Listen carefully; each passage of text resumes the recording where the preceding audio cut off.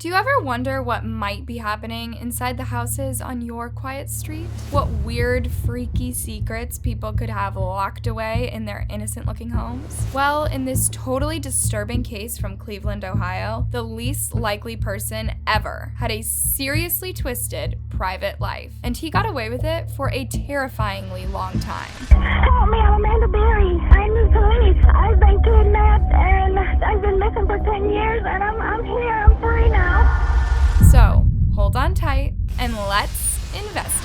Something strange was going on in the west side of Cleveland, mainly around Lorraine Avenue. Between 2002 and 2004, 3 young women had totally vanished from the area. Michelle Knight disappeared on August 23, 2002. The authorities assumed she'd left home because she was angry at losing custody of her son, and didn't look that hard for her because she was basically an adult. After 15 months, they even took her off the missing person database. But the local disappearances continued to happen. On April 21st, 2003, Amanda Berry disappeared the day before her 17th birthday. She'd been working at a Burger King and had left there at about 7 p.m. that night. Nobody could find her. Gina DeJesus was barely in her mid-teens when she was last seen at a payphone at 3 p.m. on April 2nd, 2004. Then she also vanished without a trace. While the usual searches went on, mainly for the last 2 women, Amanda's poor mom had eventually consulted a psychic. This fraud convinced her that her daughter had passed away. That's so incredibly sad. While the links between the cases were slowly being made, it looked like no trace of them would ever be found. At least not until there was a totally unexpected revelation.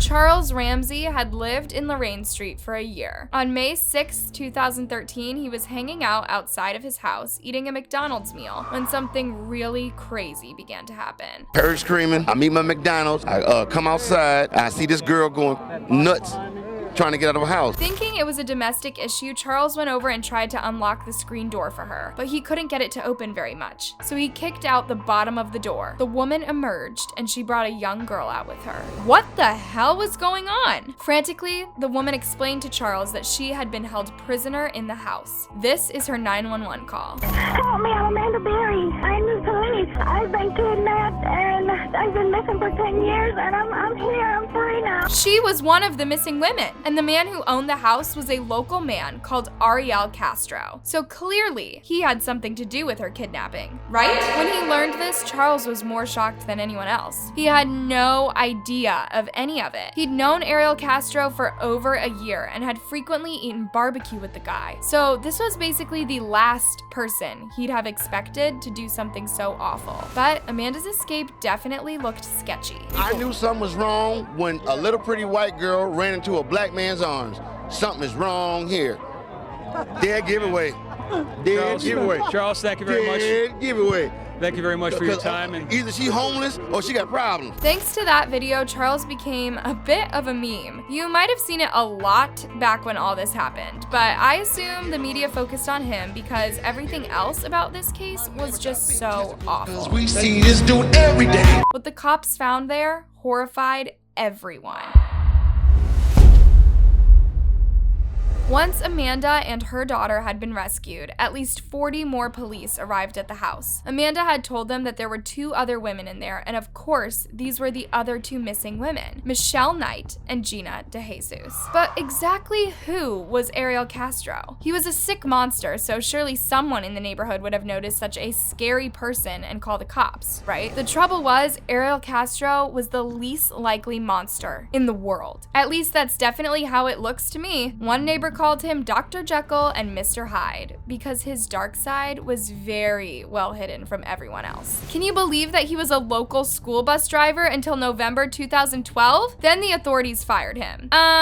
Leaving a school pupil on the bus while you go for lunch and doing super risky U-turns will definitely get you eventually fired for bad judgment. All the same, Castro was quite involved with the local community and many people knew him well, or they thought that they did. One friend had even practiced his band's music in the living room of that creepy house. I've been going to the house since 2002, and I never in my mind I had never in my mind that that guy has, anybody in that house. Lots of people missed how sick he was. Also, Castro had 8 siblings. 2 of his brothers were very closely interviewed in case they'd known all along. That couldn't be proved, and they were soon released. Police were finally sure that Castro had acted alone. Somehow, he had kept his dark side hidden from everybody for over a decade. Well, everybody except his poor ex-wife, who he also horribly abused. She got away from him, but when all this was uncovered, she was the least surprised of all. But locally, nobody had the slightest idea he would ever do something like this. He caught his 3 victims because they all knew at least one of his daughters. So to them, he probably didn't seem like that much of a threat. They had each accepted a lift from him and gone into the house with no clue of what he was about to do once he got them inside. I mean, no one expects their life to turn into a horror movie, right? Their ordeals lasted between 11 and 13 years. So how did he keep them in there for so long? All 3 of them were pretty much restrained the entire time. That's over 4,000 days. This creep wanted complete control over them. He had a lot of strict rules, and he did whatever he wanted to them. Don't doubt, he did a lot of really sick things. They survived daily violations and terrifying violence. To make extra sure they couldn't run for it, he messed with them. It really was like you'd see in a horror movie. He set up ways to catch them if they even tried to get out. This included an alarm clock trap, which he set up by the main doorway. In an even sicker twist, he used to test his victims by leaving doors unlocked, to see if they'd make a break for it. I guess after you've been fooled so many times, you might not ever risk running for it, especially with a newborn. To his prisoners, it probably looked like they'd never get out of hell, or would they? So for over a decade of this nightmare, that sicko eventually made one major mistake. He left the house one day, and for the first time ever, he didn't lock the big inner door, which was reinforced. The front screen door was still bolted, but much thinner. He also unlocked Amanda more often because she was looking after her daughter. This gave her a single chance to call for help. Imagine if no one had been around. Luckily, she was heard and rescued by Charles Ramsey, who had kicked open the bottom of the screen door. And within moments of her call, police were everywhere. There was no chance of that monster getting away with it, right? He was charged with 977 crimes. It was pretty hard to imagine an easier case to prove, but it was much harder to get him to believe he'd done anything wrong. He claimed it wasn't his fault. I'm not a monster. I'm a normal person. I am just sick. I have an addiction.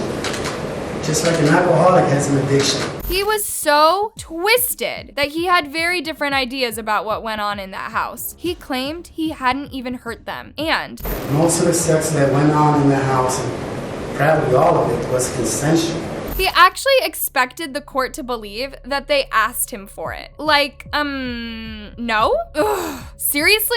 Castro also claimed that he had been violated as a child, which totally excuses all of the hideous things that he did, and during the case, he actually kept interrupting the judge to try and correct him. I'm sure judges just love when you do that. Right. Survivor Michelle Knight was the only one who spoke at the trial, and she described her time there as 11 years in hell. It got shorter. Days turns into nights. Nights turns into days.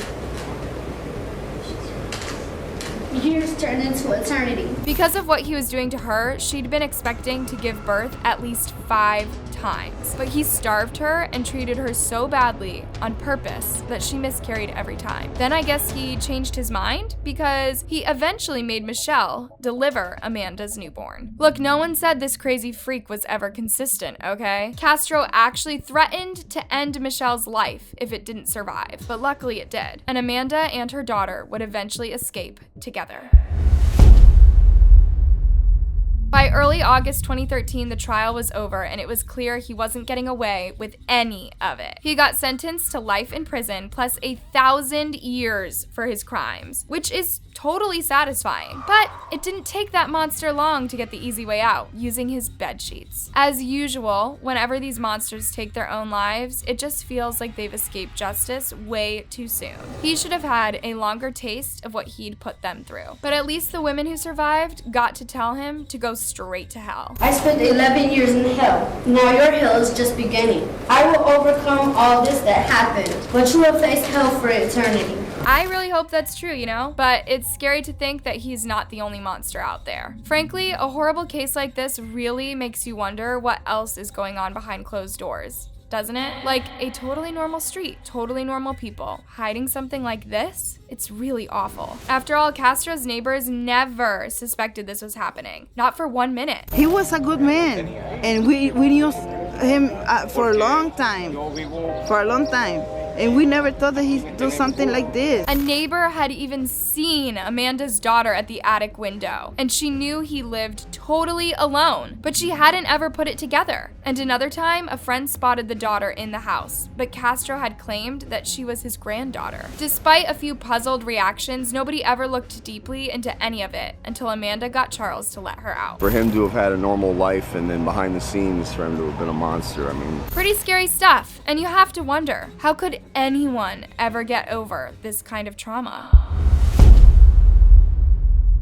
At first, the three survivors, Michelle Knight, Gina DeJesus, and Amanda Berry, tried to live very private lives after they were rescued. That's totally understandable. But as time went by, they began to share a few stories. Michelle even explained how she coped whenever that creep was in the room with her. It was difficult. I had to go blank. Anytime he was doing anything to me, I had to put myself in a different place. But they've gone on to do so much more and rebuild their lives. Amanda's daughter, Jocelyn, had reached her teens, and Amanda loves her daughter despite who her dad actually is. And I would look at her and I just felt like, she's mine. And since then, they've tried to help other survivors. They've created a nonprofit called the Cleveland Family Center for Missing Children and Adults. Everybody in life that goes through a tragedy, that's been in the dark for so long, needs to see the sunset and the sunrise. Just show the people that have harmed us that they don't control us anymore. Oh, and in a great twist, that survivor center is right next to the house where they were all held prisoner. Now, you only need to check out some of our other videos to see that this sort of thing happens way too much.